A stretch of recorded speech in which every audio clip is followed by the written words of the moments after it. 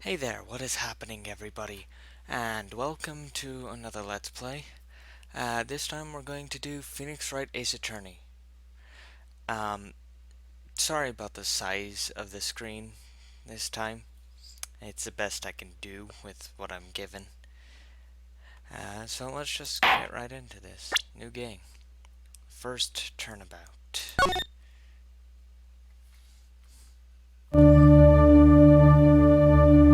Sorry if it's a bit loud. Gasp, gasp.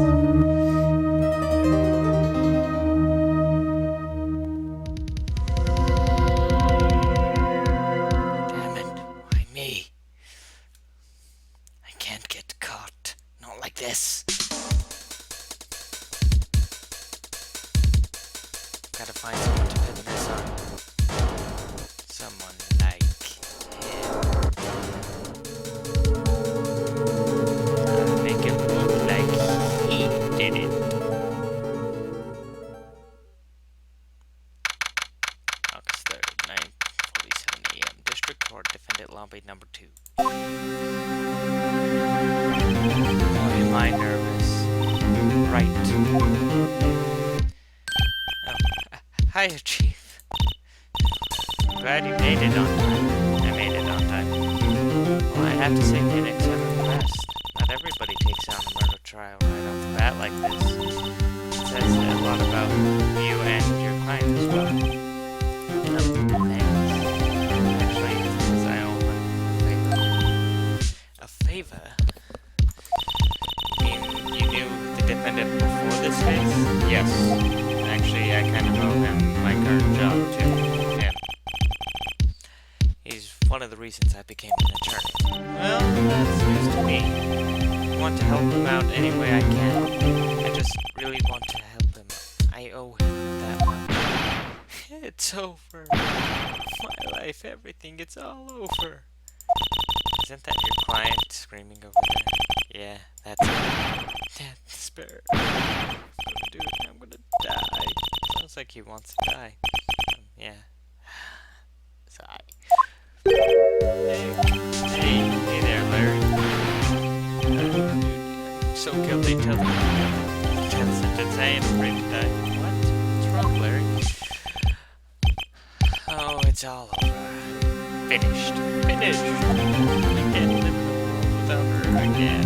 Took her away from me, Nick. Who did this? Oh, Nick.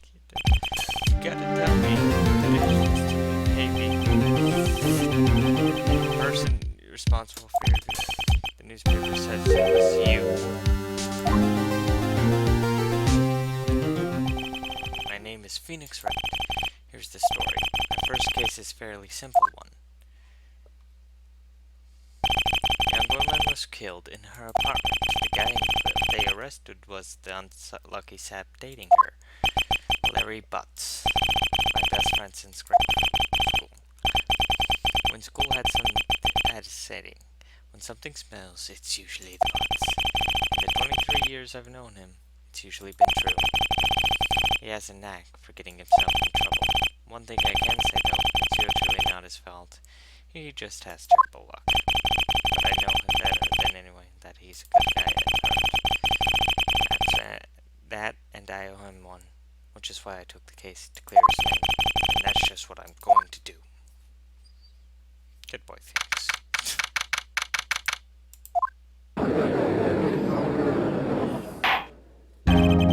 Court is in session for the trial of Mr. Larry Butts. Prosecution is free, Your Honor. The defense is ready, Your Honor. Mr. Wright, this is your first trial, is it not? Yes, Your Honor. I'm a little nervous. Your conduct during this trial will decide the fate of your client. Murder is a serious trial. For your client's sake, I hope you can control your name. Thank you, Your Honor. Mr. Wright, given the circumstances, I think we should have a test and certain your readiness. Yes, Your Honor. Shaking, I say fading. The test will consist of a few simple questions and some incorrect and concisely. Please state the name of the defendant in this case. Mia. Larry. The defendant, well, that's Larry, but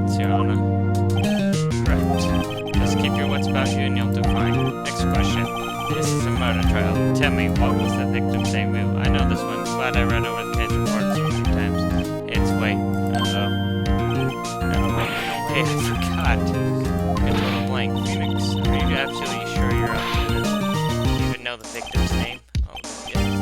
Of course I know the victim's name. I just forgot. I think I feel migraine coming on. Look, the defendant's name is listed in the court record. Just touch the court record button to check it out anytime. Like this. Cindy. But she's also there. Cindy Stone. Remember, check it off and do it for me, please. I'm begging you. Let's hear your answer. Who is the victim in this case? Cinder Block. Cindy Stone. The victim's name is Cindy Stone. Correct. Now tell me, what was the cause of death? She died because she was hit with a blunt object.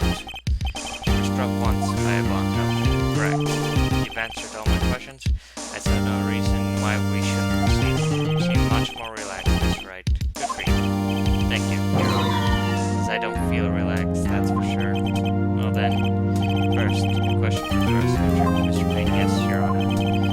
As Mr. Wright just told me, the victim was struck with a blunt object. Would you explain to the court just what that object was? The murder weapon was a statue of the thinker.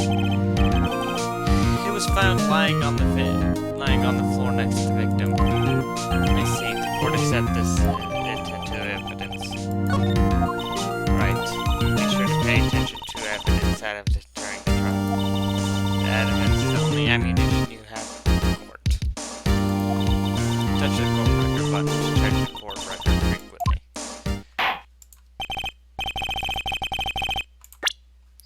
I'll just check this real quick. Yeah, see, that's it. It's rather heavy. The prosecution calls the defendant, Mr. Butts, to the stand. Chief, what do I do now? Pay attention. You don't want to miss any important information that might help your client's case. You'll get a chance to respond to the prosecution later, so be ready. Let's just hope he doesn't say anything unfortunate. Where he gets excited easily. This could be a bad.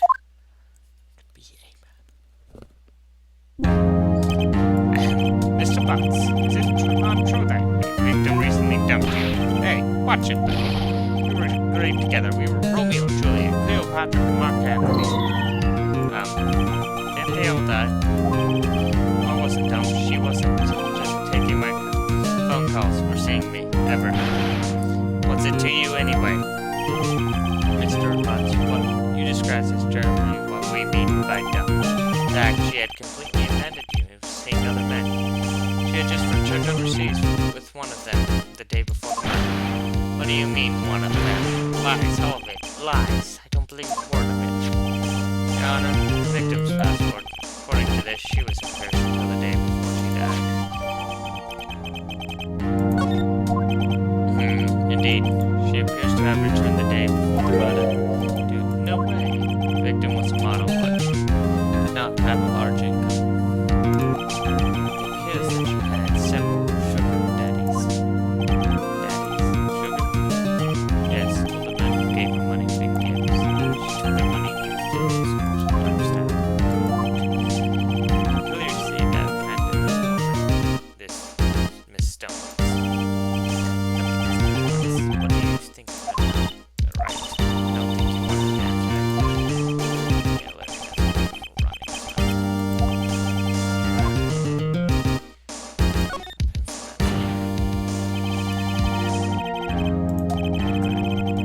McLean had no ideas and the victim was seen other men. That question is straight irrelevant to this case. Nick, what do you mean irrelevant to this? Shit. I'm just going to afterlife. I'm going to get to the bottom of this. Let's continue with the trial, shall we? I believe the accused motives are clear to everyone. Yes, quite. Oh boy, this is not good. Next question. You went to the victim's front on the day of the murder. Did you not? Oh, did you or did you not? Well, maybe I did and maybe I didn't. You went. What do I do?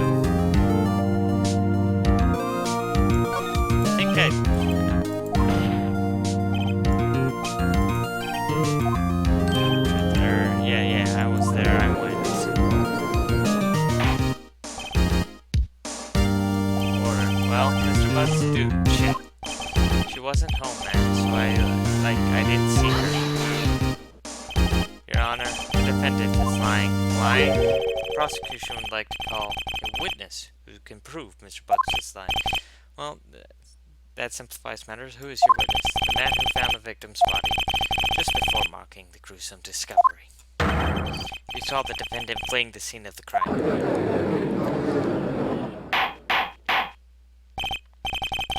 Order in the court. Mr. Payne, the prosecution may call its witness.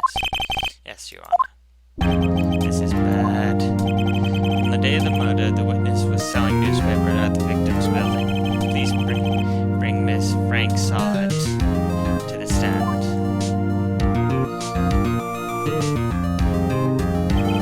Mr. Sod, you sell newspaper subscriptions, is this correct? Oh yes, newspapers, yes. Mr. Sod, you may proceed with your testimony. Please tell the court what you saw on the day of the murder. I was going door to door selling subscriptions when I saw a man fleeing in a public. I thought he must be in a hurry because he left the door half open behind him. Thinking it was strange, I looked inside the apartment. Then I saw her lying there, a woman, not moving, dead. I called and found myself unable to go inside. I thought to call the police immediately. However, the phone in her apartment wasn't working. I went to a nearby park and found a public phone. I remember the time exactly. It was 1 p.m. The man who ran was, without a doubt, the defendant sitting right over there.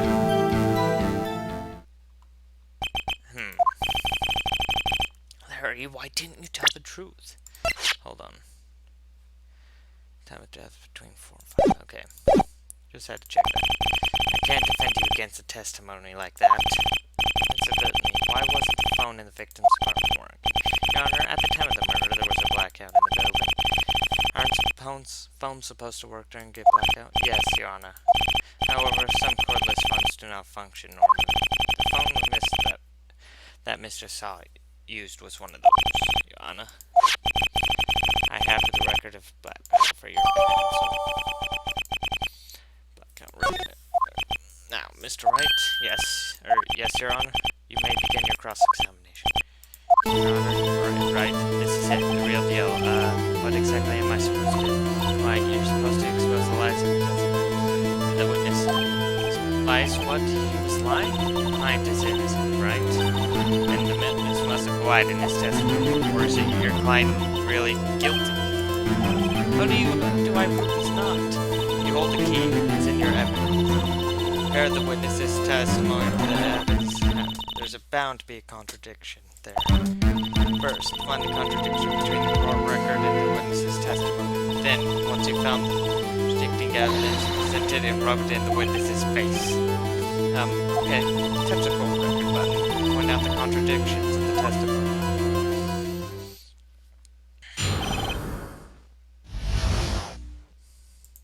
I'm not going to read over these again. Isn't a man leaving an apartment in Calman site? I find it odd that you would take notice of him. I don't know, he just seemed strange to me, that's all. Like he was mad and yet frightened at the same time. I just like criminal fleeing the scene of a crime. The defense requires the witness to refrain from conjecture. Of course, what the witness means is that he saw a man that was what happened next. I thought he reading that. Half open, you say? Yes, the door was held open halfway, yes. I watched for a moment, but no one came to close the door. It's odd in a big city like this, I thought. Yeah, I see. Thinking it was strange, I looked inside the apartment. What gave you the idea to do that? Well, the door was half open, you see. Isn't it only human to want to eat? You climb mountains because they're there. It's the same thing. True words have never been spoken. Anyone can look inside. Why didn't Payne cut him off? So what happened then?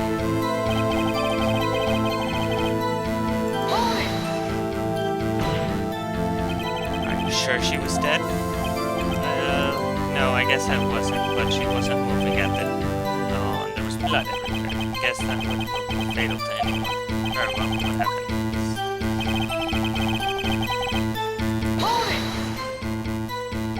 So you didn't touch anything in the apartment? Yes. I mean, no, nothing.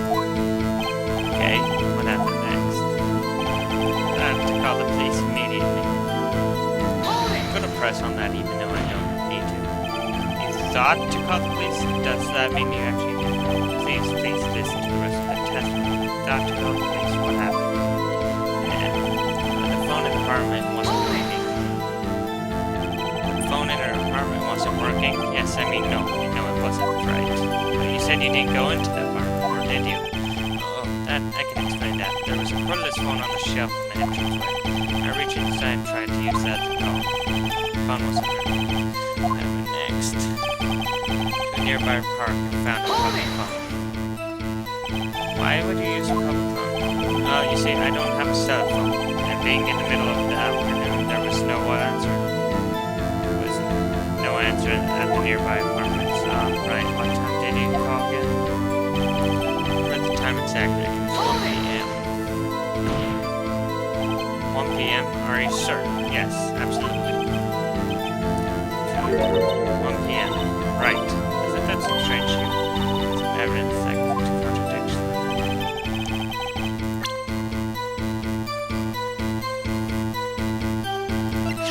Yes. Objection! Found the body at 1 p.m., you're sure? Yes, it was 1 p.m. for certain. Frankly, I don't find that hard to believe. Your statement directly contradicts the autopsy report. The autopsy notes the time of death occurred sometime after 4 p.m. There was no body to be found at 1 p.m. How to explain this 3-hour gap? This is trivial. The witness merely forgot the time. After his testimony, I find that hard to believe. Mr. Sods, why were you so certain that you found the body at 1 p.m.? Gee, that's a really good question. Good job, Wright. Way to put him on the spot. That's all you have to do. Point out the contradictions. Lies always beg for more lies. You get. See through one and their whole story falls apart. Wait, I remember now. Would you care to give me your testimony again? Time of discovery. You see, when I found the body, I heard the time. There was a voice saying the time. It was probably coming from the television. Oh, but it was 3 hours off, wasn't it? I guess the victim must have been watching a video or TV program. That's why I thought it was 1 p.m. Terribly sorry about that misunderstanding. I see. You heard a voice saying the time on a tape program. Mr. Wright, you may cross-examine the witness. Right. You know what to do. I've got this one. I've got it. Time of discovery. See, when I found the body, I heard the time. You said heard, not saw? Yes, heard. Oh, I didn't think that anything else, at least not of all my watch. Isn't that a little strange? You're saying you heard something, but if you were so shocked, you wouldn't hear anything at all. The witness did say he actually heard the time. It's ludicrous to say you wouldn't hear anything. I have to agree with this. Witness, continue your testimony. There was a voice saying the time. It was probably coming from the television. Was a television or not, and not a radio? Well, no, I guess it might have been a radio. Incidentally, there was no radio on the premises. There was only one large television, right. I can put my finger up, but something's fitting. Hearing the television. Witness. 3 hour off, wasn't it? I already know what. No, probably this one. Objection! Hold it right there. Precaution has said there was a blackout at the time of this discussion. Mr. record proves it. You couldn't have heard the television or video. God. The defense has a point. Do you have an explanation for this, Mr. Sod? No, I find it quite puzzling myself. Quite. Wait, I remember now, Mr. Sod. The court would prefer to hear an act. Its constant corrections are harming your credibility. That and you seem rather distraught. My apologies, Your Honor. It must have been the shock of finding the body. Very well, Mr. Sod. Let's hear your testimony one more, please. Hearing the time. Actually, I didn't hear the time, I saw it. There was a table clock in the apartment, wasn't there? Yeah, the murder weapon. The killer used it to hit the victim. That must have been it I saw. You saw a clock? I guess that would explain it. The defense may cross-examine the witness. Gladly. See, I'm going to press on.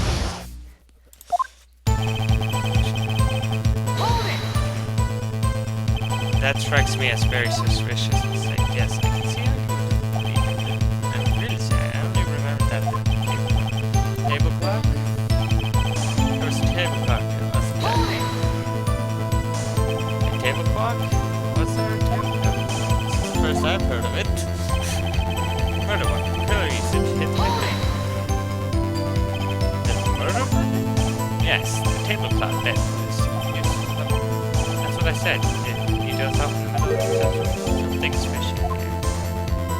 That must have been what I saw.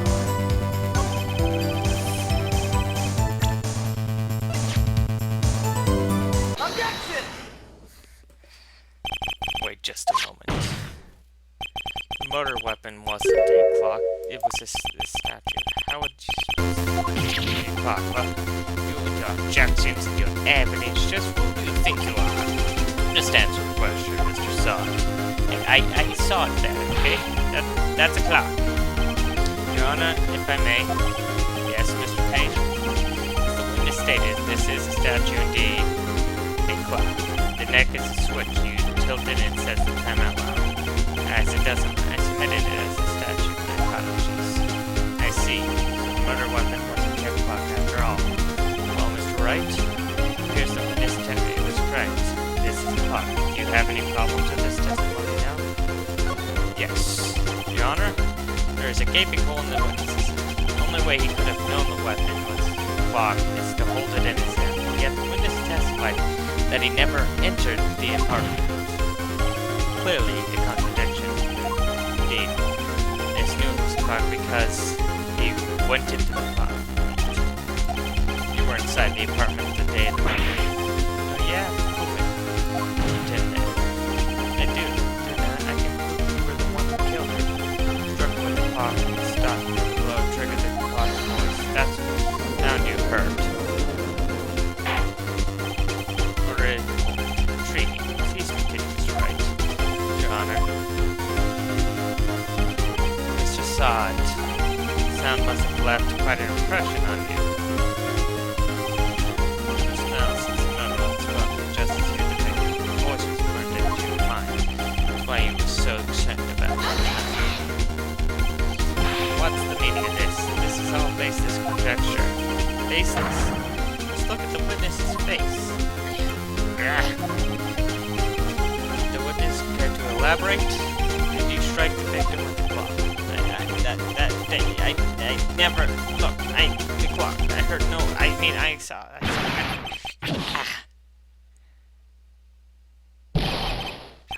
Shut up. I hate you. It was him, I tell you. I saw him. He killed her and he should burn. Give him down. Order in the court, I say, Your Honor. Moment, please. There isn't a shred better supporting the defense's claim. Mr. Wright, Your Honor. Claim the sound the witness came from the clock. Do you have any evidence? Case is writing on this one. I better think that. Yes, Your Honor. Saw her. It was definitely the fact it was simply which. Try sounding the clock. Let's court, Your Honor. May I have the clock? I have the court to listen. I asked the court to keep. I think it's 8:25. That is strange. Wait, I know. Well, he is the thinker after all. So, we put the clock. What are your conscience? Can you tell me what time it is now? It's 11:25. As you can see, this clock is exactly 3 hours long. Precisely between what Mr. Sod heard and the actual time of the death. Mr. Sod had to walk and talk the way out of this one. I forgot one thing. While it may seem like the clock is running 3 hours slow, it proves nothing. How do you know it was running 3 hours slow on the day of the murder? Can't prove it. You don't have a case. It's right. How am I going to prove it? I'm so close. You're right. You lack critical evidence. Claim. Yes, you're on. And that way. First way. This ends the cross-examination. So all the way down to the chest, and look what happened. Treat me like a criminal. Criminal. Sorry about that. A lawyer. You lawyers are all the same. Fine. Sorry, Larry. I failed you. There's nothing I can do about it now. Not so fame, Mr. Silence. Mia, I mean Chief. Listen up, Wright. Don't throw this one away. Not like this. Think. But Chief, it's over. I can't prove the clock was slow the day of the murder. Nobody can prove that. Yes, but that doesn't mean you can't still win. Try thinking outside the box. No one's time doubting the facts. Assume the clock was 3 hours slow and ask yourself, why was the clock running slow? Figure out the reason and you'll have the right. Right? Can you think of a reason that the clock? Wait. Maybe I can. You must have evidence where they can find it and let them have it. Mr. Wright, you said the clock was already running slow on the day of the fire. Have you found evidence to support this claim? Of course. There's a piece of evidence in the courtroom record that can prove my claim beyond a doubt. Hey, tough word. Let's see, pull this one up. Let's see. The evidence has proved to Take that! the victim had just returned home from abroad the day before the murder. As we all know, the time difference between here and Paris is 9 hours. When it's 4 p.m. there, here, and it's 1 a.m. the next day there, the clock wasn't 3 hours slow. It was 9 hours fast. Victim had to reset her clock since returning home. That's why the time you heard when you struck her in the minute was 4. Mr. Sar? Or should I say, Mr. Did It?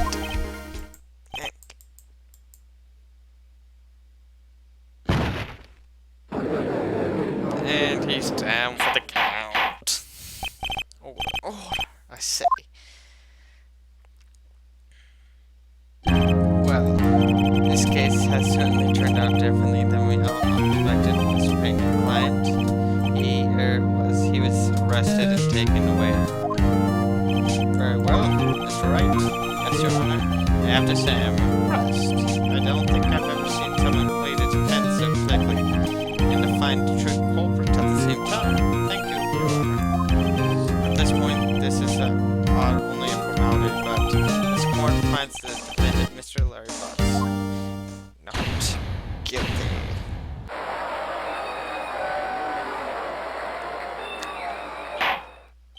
And with that, the court is adjourned. Turns out that Frank Sott was a common burglar.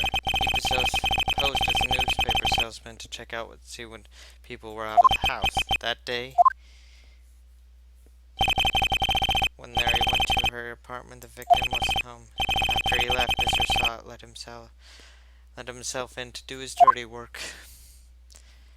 While he was searching her place, the victim returned.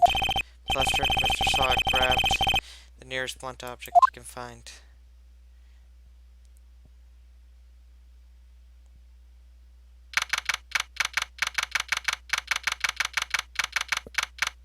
I still can't believe we won. Right, good job in there. Congratulations. Thanks, Chief. I owe it all to you.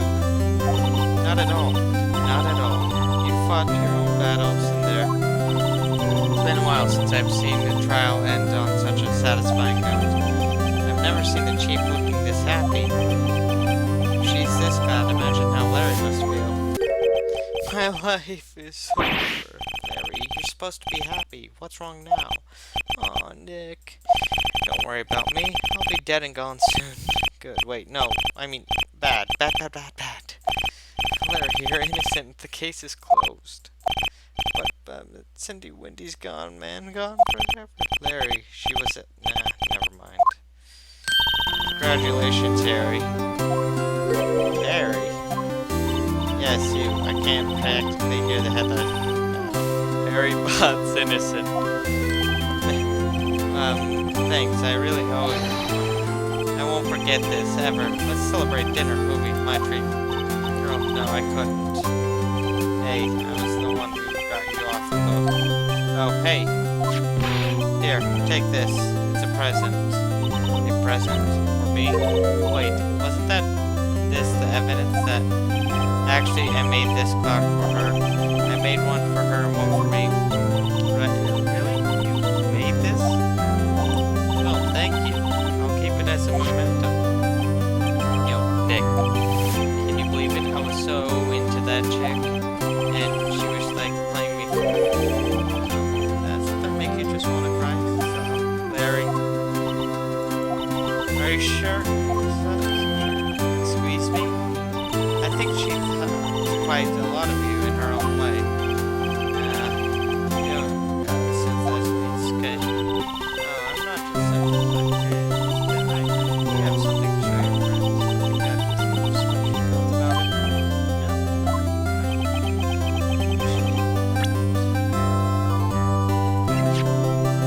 Take that! Check this out.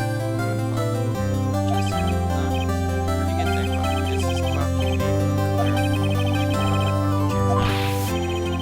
Just need the clock, that's all. I think so. Pretty heavy clocks we can time traveling. Well, thank you. Well, thank you, Nick. You asked to be my lawyer. Really, I am. Thanks. Hope that made him feel a little better. Right. I hope you see the importance of evidence. Also, hopefully you realize things change depending on how you look at them. People, too. We never really know if our clients are guilty or innocent. All we can do is believe in them.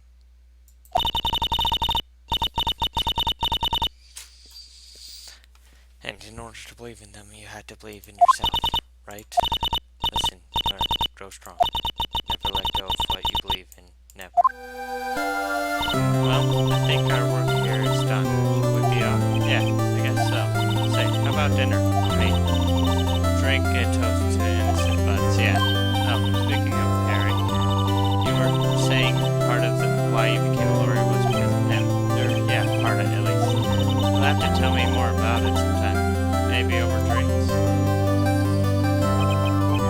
So my first trial came to a close. Larry slapped me on the back and said, gee, it's good to have friends. But I'm pretty sure he's not going to pay me unless you can get me the clock he gave to me. And I didn't know it then, but the clock was soon going to be at the center of another incident. I promised to tell the chief about me and Larry, and being one promise that I wouldn't be able to keep. The end.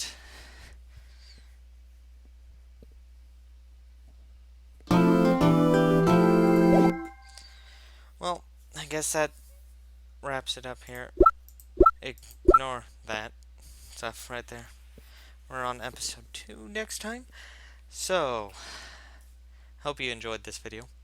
If you did enjoy this video, please leave a like and comment down below. And until next time, this is Tavin, signing off. Have a good day.